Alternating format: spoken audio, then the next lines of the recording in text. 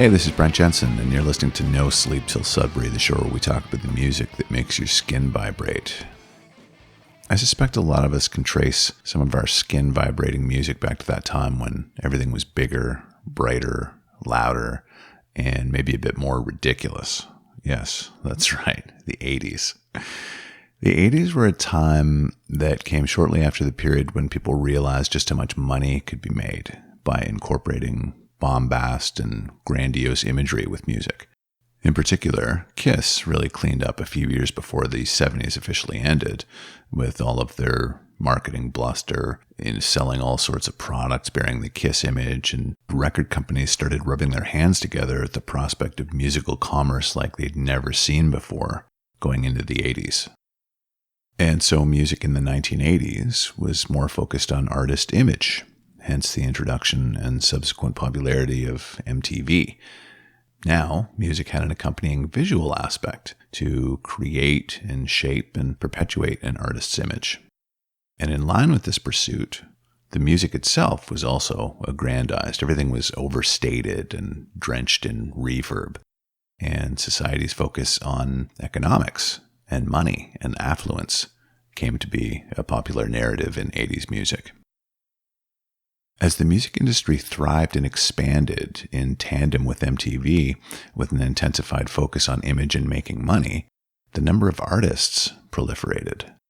But the relationships they had with their record labels would now begin to change in a very important way.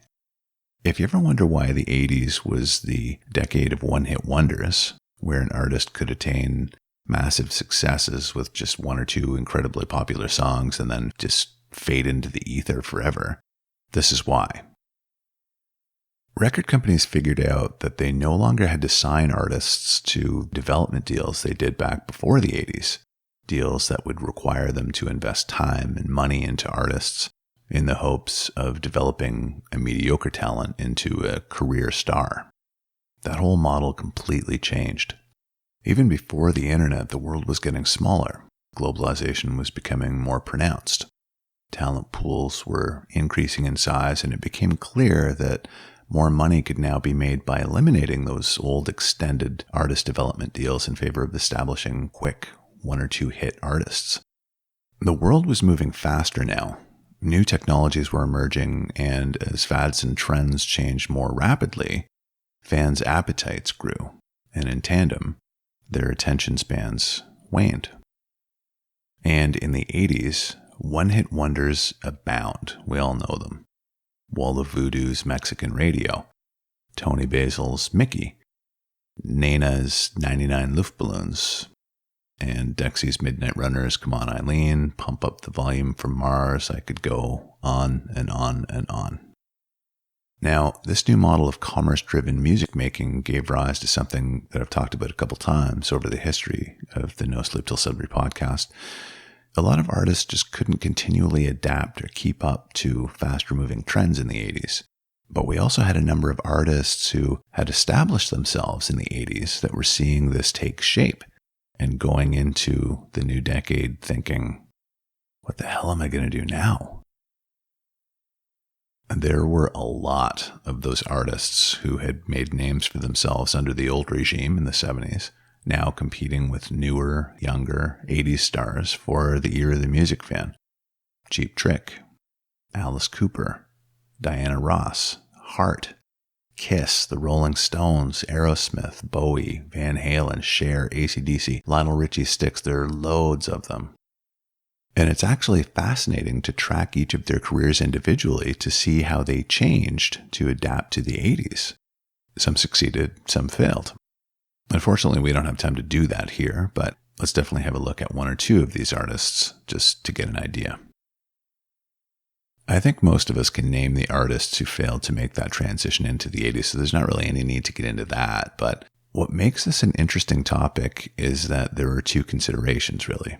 One much easier than the other, the objective measure and the subjective measure.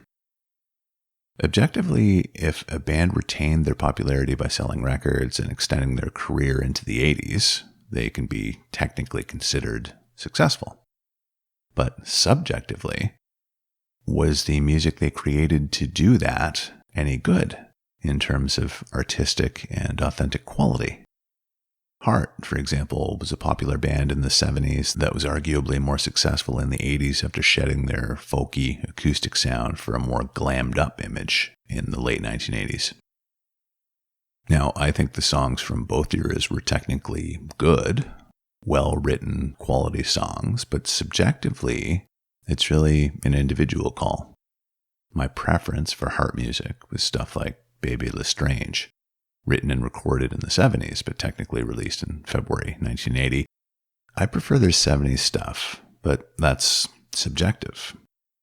Aerosmith is a similar but more clear-cut case. They really had two careers, a 70s career and an 80s career, with successes in both. But in my opinion, their 70s stuff blows away the material that came out of the Aerosmith camp in the 80s from an organic, artistic standpoint. It's richer, more real material. Tina Turner adapted particularly well to the 80s as a 70s artist. In fact, the 80s may have saved her career, actually. She updated her look per the latest trends, but still had an identity that was completely her own, and she made memorable videos, adapted her soul style to suit modern pop. She also did what a couple of other artists of her ilk did, wisely. She collaborated with popular new artists to maintain relevance. Turner worked with 80s superstar Bryan Adams, Paul McCartney wrote with Michael Jackson, and Mick Jagger worked with someone who achieved popularity in the 60s, the 70s, and the 80s, David Bowie, who both, incidentally, shared the stage with Tina Turner in the 80s. You know, the fact that any of this had to happen is slightly sad, considering that at the end of the day, what this all came down to was the importance of making money, really, in favor of real, true artistry. But that's the world we live in, like it or not. That's the deal. So, after that lengthy dissertation outlining the 80s, let's go back and have a more detailed look at the actual year, 1980, and some of the specific stuff that happened during those first 12 months. I talked about advancements in technology earlier. In July 1979, Sony launched the first Sony Walkman in Japan, and the rest of the world would see it in June 1980. The prototype was developed from what was called the Sony Pressman, which was a tape recorder created in 1977 and mostly used just by reporters. The origin of the Walkman is interesting. In the late 1960s, the creation of cassette tapes allowed people to listen to music in the car, even though vinyl was still by far considered the main format when it came to listening to music at home. The Walkman was created after one of Sony's co-founders used one of Sony's big clunky cassette recorders to listen to music while he was traveling on business.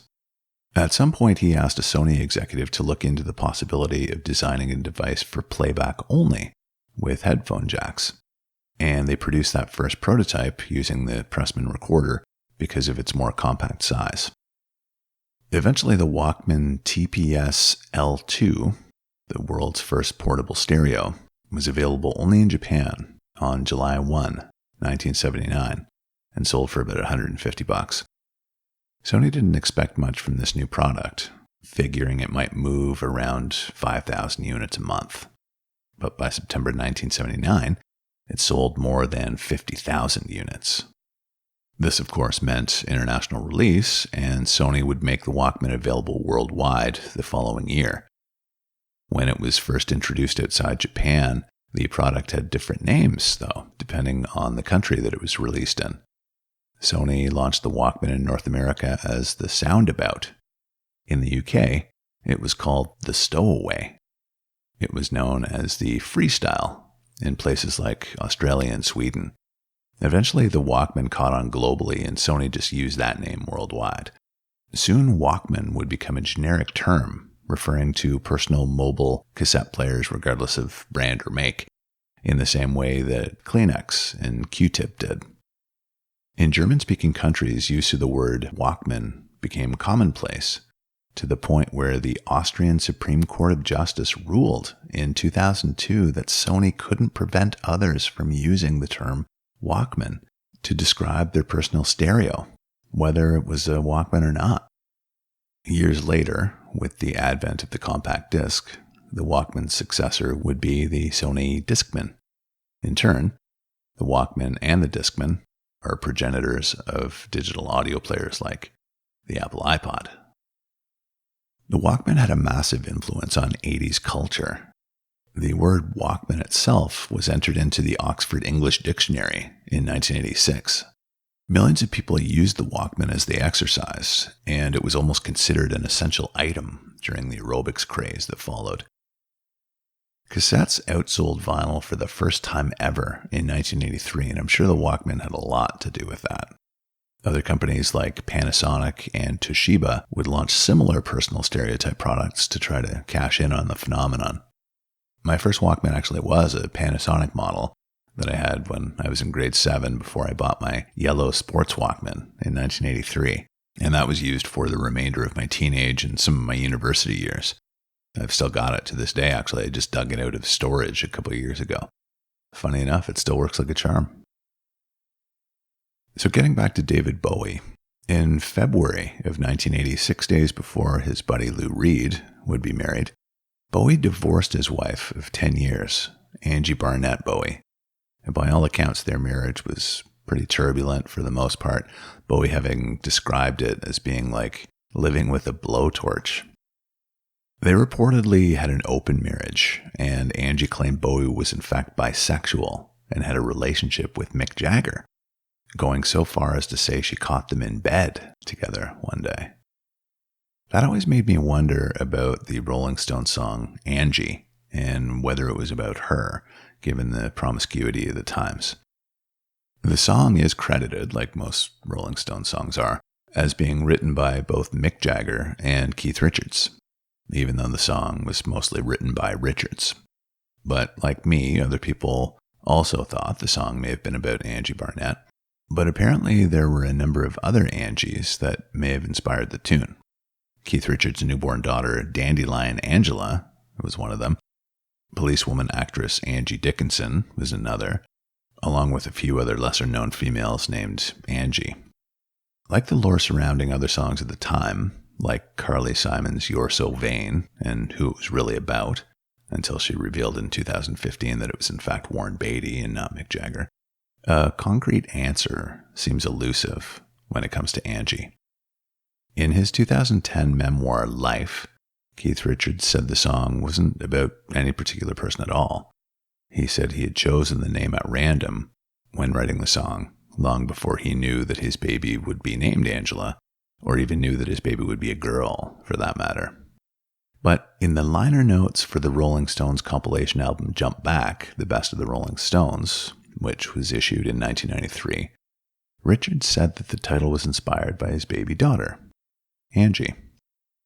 And for his part, Jagger told English music magazine NME that his contributions to the lyrics are a reference to his breakup with Marianne Faithfull. So it more or less remains a mystery, and likely will forever.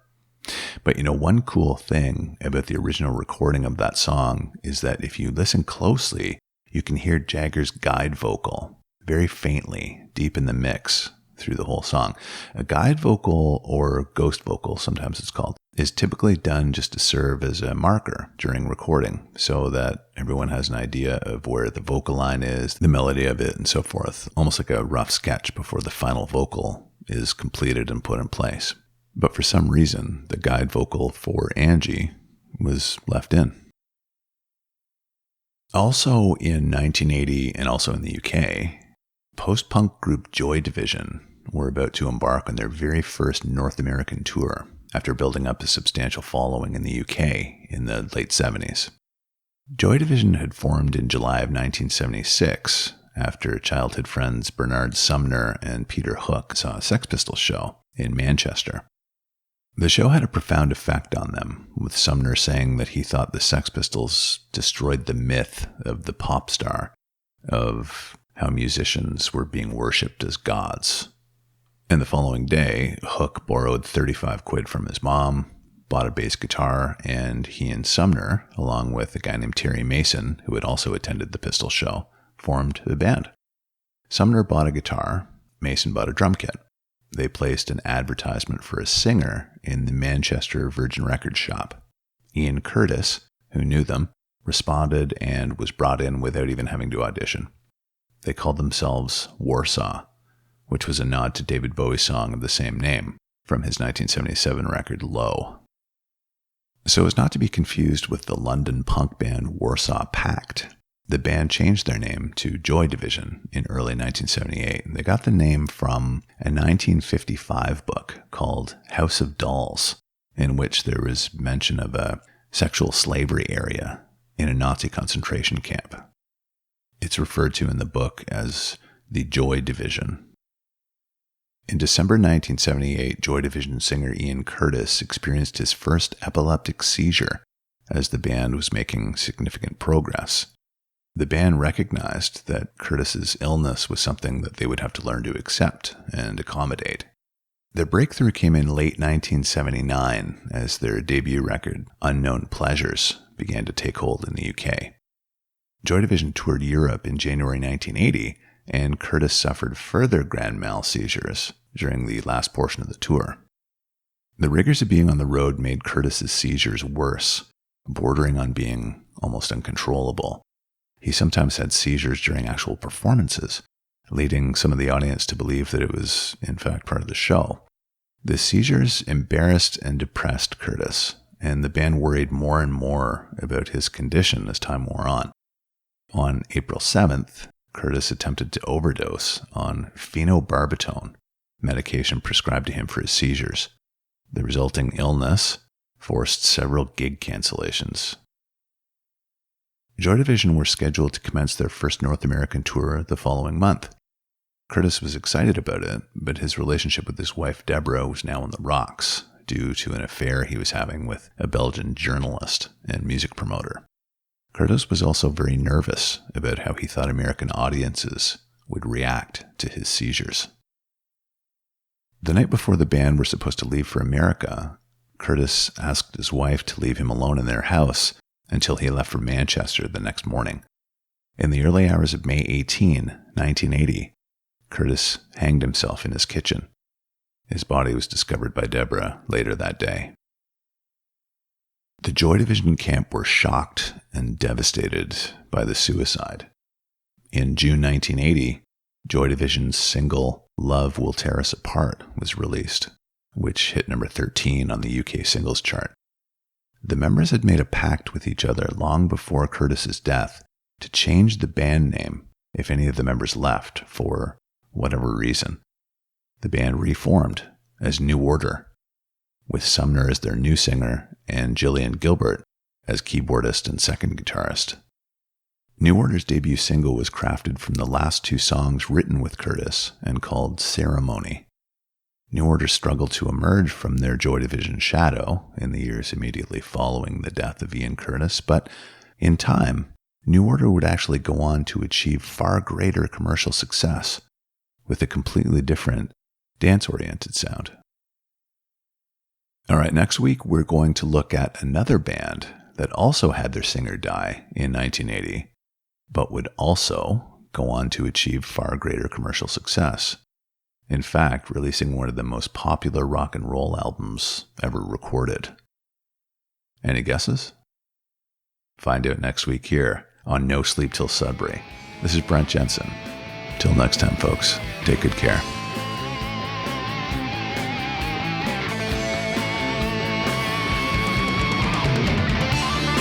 Brent Jensen is the best-selling author of No Sleep Till Sudbury, Leftover People, and All My Favorite People Are Broken. All titles available in stores and on Amazon worldwide.